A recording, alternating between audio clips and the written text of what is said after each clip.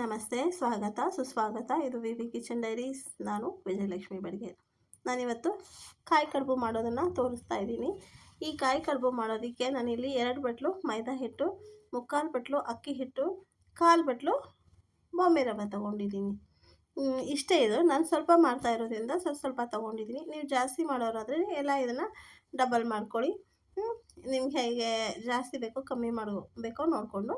ಮತ್ತು 1 ಪಿಂಚಷ್ಟು ಉಪ್ಪು, 2 ಬಟ್ಲು ಮೈದಾ ಹಿಟ್ಟು, 3/4 ಬಟ್ಲು ಅಕ್ಕಿ ಹಿಟ್ಟು, 1/4 ಕಪ್ಪು 1/4 ಬಟ್ಲಷ್ಟು ಬಾಂಬೆ ರವೆ, ಸ್ವಲ್ಪ 1 ಪಿಂಚು ಉಪ್ಪು, ಸ್ವಲ್ಪ ತುಪ್ಪ ಹಾಕ್ಕೊಂಡು ಫಸ್ಟ್ ಎಲ್ಲ ಮಿಕ್ಸ್ ಮಾಡ್ಕೋಬೇಕು.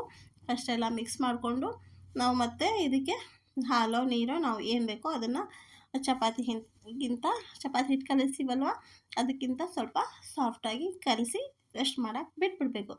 ಕಲಿಸೋದೇನೋ ಈಸಿನೇ, ಇದು ಮಾಡೋದೂ ಈಸಿನೇ, ಆದರೆ ಸ್ವಲ್ಪ ಟೈಮ್ ತೊಗೊಳುತ್ತೆ. ಸ್ವಲ್ಪ ಏನೋ ಒಂದು ಅರ್ಧ ಗಂಟೆ 3/4 ಗಂಟೆ ಅಂತೂ ಟೈಮ್ ತೊಗೊಳುತ್ತೆ. ನಾವು ಹೇಳ್ತಿರ್ತೀವಲ್ವ 5 ನಿಮಿಷದಲ್ಲಿ ಆಗುತ್ತೆ, 3 ನಿಮಿಷ ಆಗುತ್ತೆ, ಪಟ್ ಅಂತ ಆಗುತ್ತೆ. ಅದೇನೂ ಇಲ್ಲ, ಸ್ವಲ್ಪ ಟೈಮ್ ತೊಗೊಳುತ್ತೆ ಇದು. ಆದರೆ ಒಂದು 15-20 ದಿನ ಸ್ಟೋರ್ ಮಾಡಿ ಇಟ್ಕೋಬೋದು. ಮಕ್ಕಳು ದೊಡ್ಡವರು ಎಲ್ಲರೂ ಇಷ್ಟಪಟ್ಟು ತಿಂತಾರೆ. ಚೆನ್ನಾಗಾಗುತ್ತೆ. ಇಷ್ಟು ಮಾತ್ರ ನಾನು ಹೇಳ್ತೀನಿ, ನಿಜವೂ ಚೆನ್ನಾಗಾಗುತ್ತೆ. ಇವಾಗ ನೋಡಿ, ನಾವು ಇಲ್ಲಿ ದೊಡ್ಡದು 2 ಕಾಯಿ ತೊಗೊಂಡಿರೋದು, ಅಂದರೆ 4 ಬಟ್ಲು ತೆಂಗಿನಕಾಯಿ. ಅದು ತೆಂಗಿನಕಾಯಿನ ದೊಡ್ಡದಾಗಿ ತುರಿದು ಇಟ್ಕೊಂಡಿರೋದು. ಇಷ್ಟು ಸಾಲದು. ಇವಾಗ ಇಷ್ಟೇ ಆದರೆ ನಮಗೆ ಸರಿಯಾಗಲ್ಲ. ಸ್ವಲ್ಪ ಮಿಕ್ಸಿ ಮಾಡ್ಕೋಬೇಕು. ಮಿಕ್ಸಿ ಅಂದರೆ ನಾವು ನುಣ್ಣಗೂ ಕೂಡ ಹಾಕ್ಕೋಬೋದು, ಸ್ವಲ್ಪ ತರ್ತರಿಯಾಗಿಯೂ ಹಾಕ್ಕೋಬೋದು. ನಾನಿಲ್ಲಿ ತುಂಬ ನುಣ್ಣಗೆ ಹಾಕಿಲ್ಲ, ಸ್ವಲ್ಪ ತರ್ತರಿಯಾಗಿ ಹಾಕ್ಕೊಂಡಿದ್ದೀನಿ. ನೀವು ಬೇಕಿದ್ರೆ ನುಣ್ಣಗೆ ಹಾಕ್ಕೊಳ್ಳಿ, ಏನೂ ತೊಂದರೆ ಇಲ್ಲ. ಹೇಗಾದರೂ ಆಗಲಿ ಒಟ್ಟಿನಲ್ಲಿ ಮಿಕ್ಸಿ ಮಾಡ್ಕೊಳ್ಳೇಬೇಕು. ಇಲ್ಲ ಇಷ್ಟು ರಫ್ ಆಗಿರೋದು ಹಾಕೋಕ್ಕಾಗಲ್ಲ, ಅದಕ್ಕೋಸ್ಕರ ಹೇಳ್ತಾ ಇದ್ದೀನಿ. ಫಸ್ಟು ಮಿಕ್ಸಿ ಮಾಡ್ಕೋಬೇಕಾಗುತ್ತೆ. ವಿ ಪಿ ಕಿಚನ್ ಡೈರೀಸ್ ಯಾರೆಲ್ಲ ನೋಡ್ತಾ ಇದ್ದೀರಾ, ಮರೀದೇನೆ ಸಬ್ಸ್ಕ್ರೈಬ್ ಮಾಡ್ಕೊಳ್ಳಿ. ಮತ್ತು ನೀವೆಲ್ಲ ನಾವು ಮಾಡೋ ವಿಡಿಯೋ ಹೇಗೆ ಬಂತು ಅಂತ ಕಮೆಂಟ್ ಮಾಡಿ, ಮತ್ತು ನಿಮ್ಮ ಫ್ರೆಂಡ್ ಆ್ಯಂಡ್ ಫ್ಯಾಮಿಲಿಗೆ ಎಲ್ಲ ಶೇರ್ ಮಾಡಿ. ಹಾಗಾಗಿ ಮತ್ತು ನೋಡಿ, ಇವಾಗ ಇದನ್ನು ನಾವು ತುರ್ಕೊಂಡು ಮಿಕ್ಸಿಗೆ ಹಾಕ್ಕೊಂಡು ಇದನ್ನು ಒಲೆ ಮೇಲೆ ಒಂದು 5-10 ನಿಮಿಷ ಚೆನ್ನಾಗಿ ಏನೂ ಹಾಕ್ತೇನೆ ಹೀಗೇ ಕೈ ಆಡಿಸಿ ಬೇಯಿಸ್ಕೋಬೇಕಾಗುತ್ತೆ. ಬೇಯಿಸ್ಕೊಂಡು ಅದರಲ್ಲಿರೋ ಸ್ವಲ್ಪ ಆದರೂ ನೀರಿನ ಅಂಶ ಹೋಗಲಿ ಅನ್ನೋದಕ್ಕೋಸ್ಕರ ಅಷ್ಟೇ ಬೇಯಿಸ್ಕೊಳ್ಳೋದು. ಈ ಥರ ಬೇಯಿಸ್ಕೊಂಡಾದ್ಮೇಲೆ ನಾವು ಆಮೇಲೆ ನಮ್ಗೆ ಗೊತ್ತಾಗುತ್ತೆ ಅಲ್ವಾ ಸ್ವಲ್ಪ ಬೆಂದಿದೆ ಅಂತ. ಆ ಥರ ನೋಡಿಕೊಂಡು ನಾನಿಲ್ಲಿ ದೊಡ್ಡದು 4 ಕಾಯಿ ಎಲ್ಲ 4 ಬಟ್ಲು ತೆಂಗಿನಕಾಯಿದು ಒಂದು ಕಾಯಿ ಹೊಡೆದು 2 ಪೀಸ್ ಆಗುತ್ತೆ ಅಲ್ವಾ, ಆ ಥರ 2 ಕಾಯಿ ಹೊಡೆದಿರೋದಿದ್ದು 4 ಪೀಸು. ಅದನ್ನು ತೆಗೆದು ತುರಿದು ಮಿಕ್ಸಿ ಮಾಡಿಕೊಂಡು ಒಂದು 5-10 ನಿಮಿಷ ಒಲೆ ಮೇಲೆ ಸಿಮ್ಮಲ್ಲಿಟ್ಟು ಬೇಯಿಸ್ಕೋಬೇಕು. ಇದಕ್ಕಿನ್ನೂ ಬೆಲ್ಲ ಹಾಕ್ಕೊಂಡಿಲ್ಲ, ಸುಮ್ಮನೆ ಬೇಯಿಸ್ತಾ ಇರೋದು ಅಷ್ಟೇ ಇದು. ನಾನು ಪ್ರತಿಯೊಂದು ನಿಧಾನಕ್ಕೆ ಅಥವಾ 2 ಸತಿ ಹೇಳ್ತೀನಿ ಅಂತ ಅನ್ನಿಸ್ಬೋದು, ಆದರೆ ಅರ್ಥ ಆಗಲಿ, ಇವ್ರು ಏನು ಹೇಳಿದ್ರಪ್ಪ ಅಂತ ಅನ್ಕೋಬಾರ್ದು. ಕ್ಲೀನಾಗಿ ಅರ್ಥ ಆಗಲಿ ಅನ್ನೋದಕ್ಕೋಸ್ಕರ 1 ಬಿಟ್ಟು 2 ಸತಿ ಹೇಳ್ತೀನಿ ನಾನು ಅಷ್ಟೇ, ಇನ್ನೇನು ಇಲ್ಲ. ಮತ್ತು ಇವಾಗ ನೋಡಿ, ಇವಾಗ ಇದು ಸ್ವಲ್ಪ ಬೇಯಿತು ಅಂತ ಅನಿಸುತ್ತೆ ಅಲ್ವಾ. ಇವಾಗ ಸ್ವಲ್ಪ ನಾವು ಬೆಂದಿದೆ ಅಂತ ಗೊತ್ತಾದ ಮೇಲೆ ನಾನಿಲ್ಲಿ ಜಾಸ್ತಿ ಮಾಡ್ತಾಯಿಲ್ಲ. 4 ಬಟ್ಲು ತೊಗೊಂಡಿರೋದಲ್ವ ನಾನು ಕಾಯಿ ಬಟ್ಲು, ಹಾಗಾಗಿ ಅರ್ಧ ಕೆಜಿಗಿಂತ ಕಮ್ಮಿ ಬೆಲ್ಲ ತೊಗೊಂಡಿದ್ದೀನಿ ನಾನು. ನೀವು ಬೇಕಿದ್ರೆ ಇನ್ನೂ ಸ್ವಲ್ಪ ಜಾಸ್ತಿ ಮಾಡ್ಕೋಬೋದು. ನಾವಿವಾಗ ಇದನ್ನು ನಾನು ದೇವ್ರಿಗೆ ಹೊಡೆದಿರೋ ಕಾಯಿ ಇದು ನೈವೇದ್ಯಕ್ಕೆ ಬರಲ್ಲ. ನಾನು ಇದನ್ನು ನೈವೇದ್ಯ ಮಾಡೋಕ್ಕೆ ಅಂತ ಮಾಡೋದಿಲ್ಲ.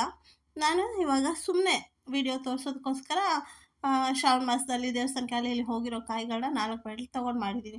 ನೀವು ಇದನ್ನೇ ನೈವೇದ್ಯ ಮಾಡಿ ಗಣೇಶನಿಗೆ ನೈವೇದ್ಯ ತೋರಿಸ್ಬೇಕು ಅಂದರೆ ದೇವರಿಗೆಲ್ಲ ಹೊಡೆದಿರೋ ಕಾಯಿ ಬಟ್ಲು ತೊಗೋಬಾರ್ದು. ಕಾಯಿ ಬಟ್ಲು ಹೊಸದೇ 4 ಕಾಯಿ ತೊಗೊಳ್ಳಿ, 2 ಕಾಯಿ ತೊಗೊಳ್ಳಿ, ಅದನ್ನ ಹೊಡೆದ್ಬಿಟ್ಟು ತುರಿದು ಈ ಥರ ಎಲ್ಲ ಮಾಡಿ ಗಣೇಶನಿಗೆ ನೈವೇದ್ಯ ಮಾಡ್ಬೋದು.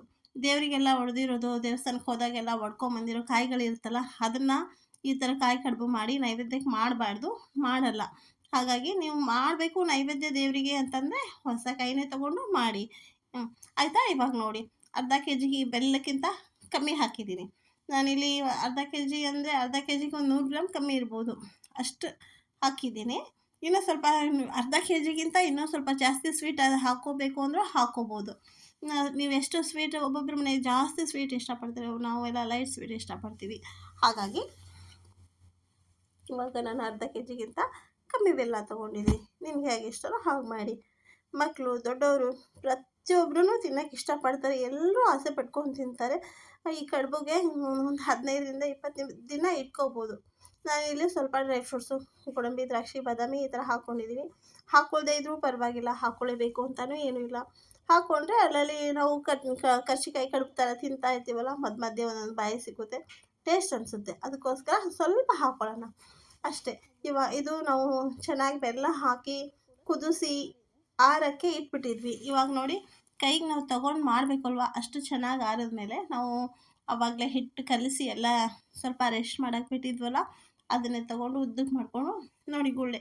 ನಾವಿವಾಗ ಕರ್ಜಿಕಾಯಿ ಅಥವಾ ಕಡುಬು ಥರ ಉದ್ದಕ್ಕೆ ಎಗ್ ಶೇಪಲ್ಲಿ ಲಟ್ಟಿಸ್ಕೋಬೇಕಲ್ವ, ಅದಕ್ಕೆ ನಮಗೆ ಚಿಕ್ಕದಾ ದೊಡ್ಡದಾ ಯಾವ ಸೈಜ್ ಬೇಕೋ ಆ ಥರ ಈ ಥರ ಗುಳ್ಳೆ ಗುಳ್ಳೆ ಮಾಡಬೇಕು. ಈ ಹಿಟ್ಟು ಯಾಕಪ್ಪ ಆ ಥರ ಕಲಿಸ್ಬೇಕು ಅಂತಂದರೆ ನೋಡಿ, ಹಿಂಗೆ ಹಿಟ್ಟು ಹರಿದಿದ ತಕ್ಷಣ, ಹಿಂಗೆ ಕಿತ್ತಿದ ತಕ್ಷಣ ಪಟ್ ಅಂತ ಬಂದುಬಿಡ್ಬೇಕು, ರಬ್ಬರ್ ಥರ ಎಳಿಬಾರ್ದು. ಆವಾಗ ಕರ್ಜಿಕಾಯಿ ಮಾಡಿದ್ರು ಕಡುಬು ಮಾಡಿದ್ರು ಕ್ರಿಸ್ಪಿಯಾಗಿ ಬರುತ್ತೆ. ಅದಕ್ಕೋಸ್ಕರ ಎಣ್ಣೆ ತುಪ್ಪ ಈ ಥರ ಹಾಕ್ಕೊಂಡು ಮಾಡೋದು ಅಷ್ಟೇ, ಇನ್ನೇನು ಇಲ್ಲ. ನಮಗೆ ಯಾವ ಸೈಜ್ ಬೇಕೋ ಆ ಸೈಜು ಲಟ್ಸ್ಕೊಂಡ್ಬಿಟ್ಟು, ಮತ್ತು ಇದಕ್ಕೆ ಒಂದು ಸ್ವಲ್ಪ ಏಲಕ್ಕಿ ಲವಂಗ ಹಾಕ್ಕೊಂಡು ಮಿಕ್ಸ್ ಮಾಡಿಕೊಂಡು ನಾವು ಲಟ್ಸಿ ಇಟ್ಕೊಂಡಿದ್ದೀವಲ್ಲ ಎಗ್ ಶೇಪಲ್ಲಿ, ಹಾಳೆ ಅಂತಾರೆ, ಎಲೆ ಅಂತಾರೆ, ಒಬ್ಬೊಬ್ಬರು ಒಂದೊಂದು ಏನೇನೋ ಹೇಳ್ತಾರೆ. ನಾವು ಮಾತ್ರ ಎಲೆ ಅಂತೀವಿ, ಹಾಳೆನೂ ಅಂತೀವಿ. ನೀವೇನು ಅಂತೀರಾ ಅಂತ ಕಮೆಂಟ್ ಮಾಡಿ ಇದಕ್ಕೆ. ಆಮೇಲೆ ಸುತ್ತು ಕಡೆ ಬಾರ್ಡ್ರಿಗೆ ನಾವು ಇಲ್ಲೊಂದು ಸ್ವಲ್ಪ ನೀರು ಹಚ್ಕೊಬೋದು. ಫಸ್ಟ್ ಆದರೂ ಹಚ್ಕೋಬೋದು, ಇದನ್ನ ಹೂರಣನ ಇಟ್ಟಾದ್ಮೇಲಾದರೂ ಹಚ್ಕೋಬೋದು. ಒಟ್ಟಿನಲ್ಲಿ ಹಚ್ಕೋಬೇಕು ಅಷ್ಟೇ. ಹಚ್ಕೊಂಡು ನಿಧಾನಕ್ಕೆ ಈ ಥರ ಪ್ರೆಸ್ ಮಾಡಿಕೊಂಡು ಎಣ್ಣೆಯಲ್ಲಿ ಕರೆದ್ಬಿಟ್ರೆ ಆಗೋಯ್ತು ನಮ್ಮದು. ಅದೇ ಮಾಡೋದು ಸ್ವಲ್ಪ ಟೈಮ್ ತೊಗೊಳುತ್ತೆ, ಪಟ್ ಅಂತ ಆಗ್ಬಿಡುತ್ತೆ, ಬೇಗ ಆಗ್ಬಿಡುತ್ತೆ ಅಂತ ಹೇಳಿದ್ರೆ ಸುಳ್ಳು ಹೇಳ್ದಂಗೆ ಆಗುತ್ತೆ. ಬೇಗ ಆಗಲ್ಲ, ಒಂದು ಅರ್ಧ ಗಂಟೆ ಮುಕ್ಕಾಲು ಗಂಟೆ ಬೇಕೇ ಬೇಕು. ಅದಕ್ಕೋಸ್ಕರ ಸ್ವಲ್ಪ ಟೈಮ್ ಹಿಡಿಯುತ್ತೆ. ಟೈಮ್ ಇದ್ದಾಗ ನಾವು ಮಾಡಿ ಇಟ್ಕೊಂಬಿಟ್ರೆ ಒಂದು 15-20 ನಿಮಿಷ ಆರಾಮಾಗಿ ತಿನ್ಕೋಬೋದು. ಇದು ಕೂಡ ಕರ್ಜಿಕಾಯಿ ಅದೆಲ್ಲ ಮಾಡ್ತೀವಲ್ವ ಅದೇ ಥರ. ಮತ್ತು ಇದು ಅಂದರೆ ಒಂದು 4 ದಿನ 6 ದಿನ ಆದಂಗೆ ಹೆಂಗೆ ದಿನಗಳು ಕಳೆಯುತ್ತೆ ಹಾಗಾಗಿ ಟೇಸ್ಟ್ ಆಗ್ತಾ ಬರುತ್ತೆ. ಲಾಸ್ಟ್ ಅಂತೂ ಇನ್ನೂ ಇರಬೇಕಿತ್ತು ಅನಿಸುತ್ತೆ, ಅಷ್ಟು ಚೆನ್ನಾಗಾಗುತ್ತೆ. ಇಷ್ಟೇ, ಇದು ಗೋಲ್ಡನ್ ಕಲರ್ ಬರೋವರೆಗೂ ನೀಟಾಗಿ ಸಿಮ್ಮುರಿಯಲ್ಲಿ ಕರೆದು ತೆಗೆದುಬಿಟ್ರೆ ಆಯಿತು. ಎಲ್ಲರೂ ಇಷ್ಟಪಡ್ತಾರೆ, ಖುಷಿಯಾಗಿ ತಿಂತಾರೆ. ಹಾಗಾಗಿ ನೀವು ಕೂಡ ಗಣೇಶ ಹಬ್ಬಕ್ಕೆ ಮಾಡೋದಾದರೆ ಹೊಸ ಕಾಯಿ ತೊಗೊಂಡು ಮಾಡಿ ಅಂತ ಹೇಳ್ತಾ ಇಷ್ಟ. ಇದು ಮಾಡೋದು ತುಂಬ ಈಸಿ, ತುಂಬ ಟೇಸ್ಟು, ಸ್ವಲ್ಪ ಟೈಮ್ ತೊಗೊಳುತ್ತೆ ಅಷ್ಟೇ. ನೀವು ಕೂಡ ಮಾಡಿ ಹೇಗೆ ಬಂತು ಅಂತ ಕಮೆಂಟ್ ಮಾಡಿ. ಎಲ್ಲರೂ ಇಷ್ಟಪಡ್ತಾರೆ, ನಿಮಗೂ ಖುಷಿಯಾಗುತ್ತೆ. ಹಾಗಾಗಿ ಮಾಡಿ ಹೇಗೆ ಬಂತು ಅಂತ ಕಮೆಂಟ್ ಮಾಡೋದನ್ನು ಮರಿಬೇಡಿ. ಲೈಕ್ ಮತ್ತು ಶೇರ್, ಸಬ್ಸ್ಕ್ರೈಬ್ ಮಾಡೋದಂತೂ ಮರಿಲೇಬೇಡಿ. ನೀವೆಲ್ಲ ಸಬ್ಸ್ಕ್ರೈಬ್ ಮಾಡಿಕೊಂಡು ಕಮೆಂಟ್ ಮಾಡಿದ್ರೆ ನಮಗೊಂಥರ ಎಲ್ಲರೂ ನಮಗೆ ಸ್ಪಂದಿಸ್ತಾ ಇದ್ದಾರೆ. ನಮಗೆ ಒಂದು ಸ್ವಲ್ಪ ಮತ್ತೆ ಮಾಡೋದಕ್ಕೆ ಖುಷಿ ಆಗುತ್ತೆ, ಇಷ್ಟ ಆಗುತ್ತೆ. ಮಾಡೋಣಪ್ಪ, ನಮಗೆಲ್ಲರೂ ನೋಡ್ತಾರೆ ನಾವು ಮಾಡೋ ರೆಸಿಪೀಸ್ನ ಅಂತ ನಮಗೂ ಒಂಥರ ಖುಷಿ ಆಗುತ್ತೆ. ಹಾಗಾಗಿ ಇದನ್ನು ಕಾಯಿ ಕಡುಬು ಮಾಡಿ ನಿಮಗೆ ಏನಾದರೂ ಗೊತ್ತಾಗಿಲ್ಲ ಅಂದರೆ ಮತ್ತೆ ಕೇಳಿ ಅಂತ ಹೇಳ್ತಾ, ಆದಷ್ಟು ನಾನು ಎಳೆಯಾಗಿ ಒಂದು ಬಿಟ್ಟು 2 ಸತಿ ಹೇಳಿ ಅರ್ಥ ಆಗೋ ಥರನೇ ಮಾಡೋಕ್ಕೆ ಇಷ್ಟಪಡ್ತೀನಿ. ಏನು ಹೇಳ್ಕೊಂಡು ಹೋಗ್ತಾರೆ ಅಂತ ಅಂದ್ಕೊಬೇಡಿ. ಯಾವುದಾದ್ರೂ ಒಂದು ವಿಷಯ ಗೊತ್ತಾಗಿಲ್ಲ ಅಂದ್ಕೊಳ್ಳಿ, ನಾನು ಇನ್ನೊಂದು ಸತಿ ಹೇಳಿದಾಗ ಅರ್ಥ ಆಗುತ್ತೆ, ಓ ಈ ಥರ ಅಂತ. ಅದಕ್ಕೋಸ್ಕರ 2 ಸತಿ ಹೇಳಿರ್ತೀನಿ ಒಂದೊಂದು ಸತಿ, ಅಷ್ಟೇ ಬಿಟ್ಟರೆ ಇನ್ನೇನು ಇಲ್ಲ. ಇಷ್ಟೊತ್ತರೆಗೂ ನೀವೆಲ್ಲರೂ ನೋಡಿದ್ದಕ್ಕೆ ತುಂಬ ಧನ್ಯವಾದಗಳು.